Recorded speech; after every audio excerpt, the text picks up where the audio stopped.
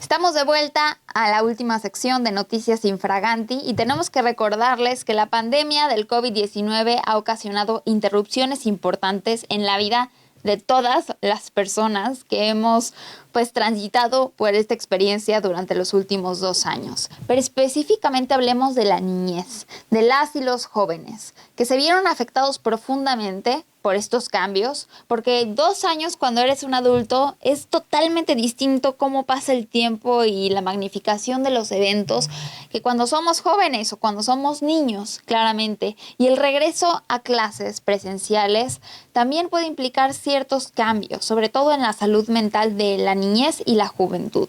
Se sentirán nerviosos, ansiosos, asustados, felices. Es importante hablar de estos temas en familia. La salud mental de tus hijas, hijos e hijes en el regreso a clases presenciales es un tema que merece la pena hablar. Por ello escuchemos a la doctora psiquiatra Andrea Vilchis con Gabriela Cadena y sus recomendaciones. Fíjate que me llama la atención sobre todo que estás diciendo de tu hija en el regreso a clases. ¿Cómo lo están tomando? Fíjate que sí ha sido difícil como volver a una normalidad, ¿no? Yo creo que para todos ha sido difícil, puesto que los horarios que teníamos cuando estábamos en casa y todo, haciendo todo el home office y el homeschooling, ¿no? O sea, todo en casa, todo a través de una computadora, un dispositivo, un teléfono, la televisión, como le tocara a cada persona. Teníamos otra estructura de horarios a lo largo del día. Hoy estamos tratando de regresar a lo que antes de la pandemia teníamos, y desde levantarnos más temprano, organizarnos para salir a tiempo, llegar a tiempo. El lonche también. El lunch, o sea, que se bañe, ¿no? Ya sabes, el estira y afloja de la mañana, de que por favor levántate 5 minutos, no, porque se nos hace tarde, ¿no? Todo eso ha sido complejo, pero no nada más la rutina en casa, Gaby, sino también yo creo que el trabajo en las escuelas o el trabajo presencial implica necesariamente más estrés, porque ya es una interacción de uno a uno. Sí. O sea, fíjate qué curioso, ¿no? Nos dejamos de adaptar o nos dejamos de acostumbrar a interactuar con nuestros pares en el trabajo. Sí. Así los niños se dejaron de adaptar a la interacción con sus pares en la escuela, o claro, los jóvenes, o los adultos jóvenes, ¿no? Sí, los que están estudiando. Entonces, yo creo que esto ha sido estresante, y a lo mejor lo que yo he visto en la consulta, desde el más chiquito hasta el más grandote que están yendo a la escuela, ¿qué? Es un aumento de estrés y a lo mejor una ansiedad en la socialización, una interacción a lo mejor inclusive con un poquito de fricciones, ¿no? A la hora de interactuar. ¿Agresión? Fíjate que sí, agresión puede ser verbal, no física, pero sí las verbal, agresiones, ¿no? Ajá.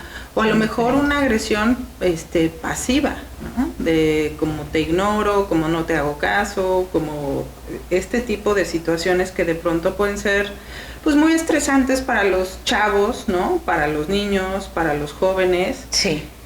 Y la preocupación aquí es cómo van a lidiar estos niños, estos jóvenes con ese aumento de ansiedad, con ese aumento de estrés. A lo mejor el niño tiene ciertas regresiones, Gaby, ¿no? O sea, si el niño, digamos que iba al kinder y que estaba en su casa y que ahora regresa y que a lo mejor está estresado en la escuela, a lo mejor vuelve a hacerse pipí, vuelve a, no sé, a agarrar, a chuparse el dedo.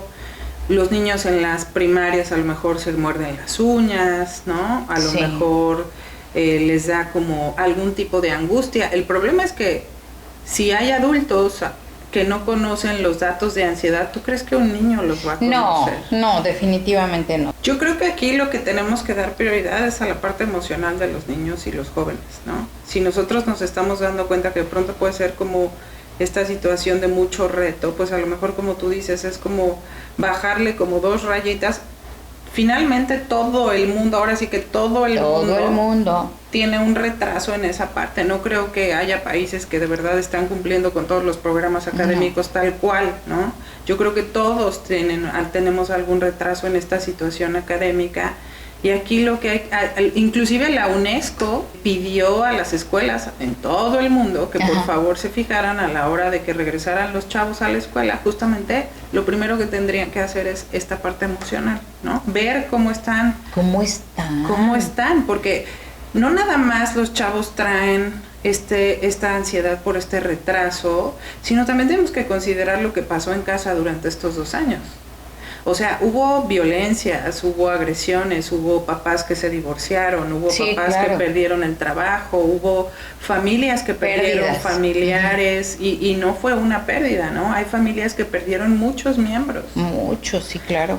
¿Cómo afectó todo esto a los jóvenes o a los niños que hoy queremos que se regularicen rápido en las escuelas? Y otra cosa también, los mismos profesores. Así es. Porque si le vamos a pedir al profesor que quiera ayudar al alumno, también primero hay que ayudarlos a ellos, porque ellos vivieron además de eso toda la información que tenemos ahora a la mano con los teléfonos, con esta herramienta. Esta herramienta es muy, muy buena, pero... Es un arma de doble filo, ¿no? Exacto. Pero te puedes enterar de cosas muy que te pueden estresar y llegar a tener ansiedad simplemente de verla. Entonces, y fíjate que eso tienes mucha razón. ¿Cuántos profesores hubo que se tuvieron que actualizar en esta pandemia con la tecnología y hasta la fecha todavía no deja de haber esta situación de la utilización de la tecnología y siguen utilizándola además de la cuestión presencial, ¿no? Fíjate qué problema. Entonces es como doble carga, ¿no? Sí, así como los niños que estamos diciendo, los chicos que van a la escuela, los profesores también. Entonces, bueno, yo siento que en esta situación sí tenemos que ser primero pacientes con nuestros niños, observarlos en casa, niños, jóvenes, adolescentes, adultos jóvenes, y tener mucho cuidado de cómo están lidiando con este estrés, ¿no? Y si no, llevarlos a llevarlos con un profesional a que por favor identifique los datos de alerta que ya más o menos estamos mencionando aquí, que pueden ser cambios en la conducta normal del niño, cambios en el sueño, cambios en la alimentación, si se aísla, si no quiere convivir, si las cosas que le gustaban antes no le gustan hacer ahora, si no quiere ir a la escuela, si quiere un cambio de escuela, o sea, todos esos son datos de alerta. Sí. No hay que subestimarlos, sino hay que decir, se le va a pasar. Por cierto, hablando de cambios de escuela, pues hay muchos que se fueron a escuelas locales, o sea, no de paga. Entonces, también perder a compañeritos, así que ya no los va a ver, que a lo mejor llevan años viéndose, toda la primaria, digamos, es complicado. No, inclusive hubo muchos niños que permanecieron en línea, ¿no? Por las necesidades de la familia. Sí. Quizá hay niños todavía que estén en línea, hay niños que a lo mejor los papás o las familias decidieron regresarlos hasta el próximo ciclo escolar, y quizá a esos niños también les va a costar mucho trabajo la interacción al principio. Tenemos que hacer, siempre lo hemos dicho aquí, ¿no?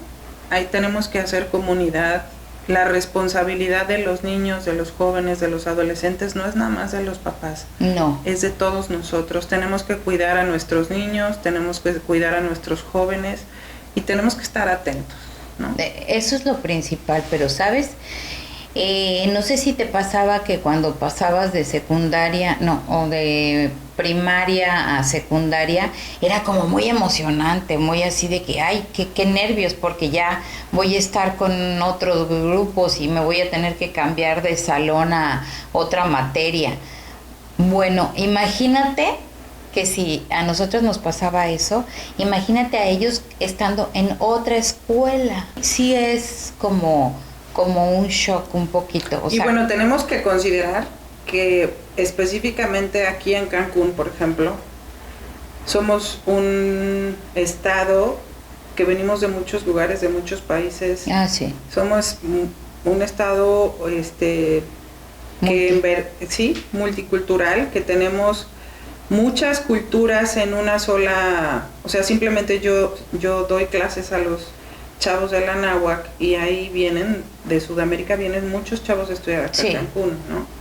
De República Dominicana, de Venezuela, de Colombia, de Honduras, de muchos lugares, y eso también hay que considerarlo porque de pronto pues el otro día justamente me decían mis alumnas, es que tenemos cita en el consulado o para ir a ver. Exacto, entonces son muchas situaciones de que aquí además los estudiantes a nivel universidad, muchos de ellos viven solos, ¿no? Y lejos de su familia. Sí. Entonces son muchos cambios, como tú dices, a los cuales se tienen que enfrentar. Y si para un adulto es difícil, ahora para ellos más. Es doblemente. Pero entonces se llama, vamos a regresar a la resiliencia. Vamos a regresar a la resiliencia. Porque no hay manera. Pero para eso tenemos que hacer comunidad nuevamente, ¿no? Sí. No podemos cada quien en su esquinita porque no va a funcionar. Apoyo.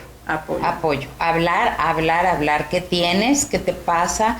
¿Por qué me contestaste así? A lo mejor estás estresado, o discúlpame, yo también estoy como maestra, también estoy estresada porque no entiendo mucho de esto, pero vamos todos a unirnos y entonces empieza la resiliencia como lo hicimos hace 2 años. Así es. Para poder usar esto, el lavado de manos, la distancia, todo lo que nos dijeron, lo hicimos en las escuelas. Para que nuestros niños, nuestros jóvenes, pues puedan ser unos adultos felices, ¿no? Felices. Y para cualquier cambio, ¿no? Así en la vida. Pero siempre necesitan de apoyos, ¿no? De apoyos. Y para eso estamos los adultos, todos, los que estamos alrededor de ellos. Sí. Y obviamente, pues en una armonía, en un buen trato, ¿no? Hay que estar pendientes en casa, hay que platicar con nuestros niños, con nuestros jóvenes en casa para ver cómo está la situación en las escuelas y ver de qué manera nosotros podemos ser parte de esta resiliencia, de esta comunidad y de ayudarles. Siempre. Dales un mensaje, por favor. Pues eso justamente, que, o sea, principalmente un cómo estás, cómo te fue en la escuela todos los días. A lo mejor no es suficiente, a lo mejor es sentarse y platicar, o a lo mejor antes de irse a dormir, de verdad tener o tratar de tener una interacción con nuestros jóvenes, con nuestros niños, para poder saber realmente cómo están. Muchas gracias, Andrea, y nos vemos en la próxima cápsula. Esto es En Cadena e Infraganti. Gracias a la doctora Andrea Vilchis por estar con nosotros, siempre compartiéndonos tips de salud importantes, especialmente en la salud mental.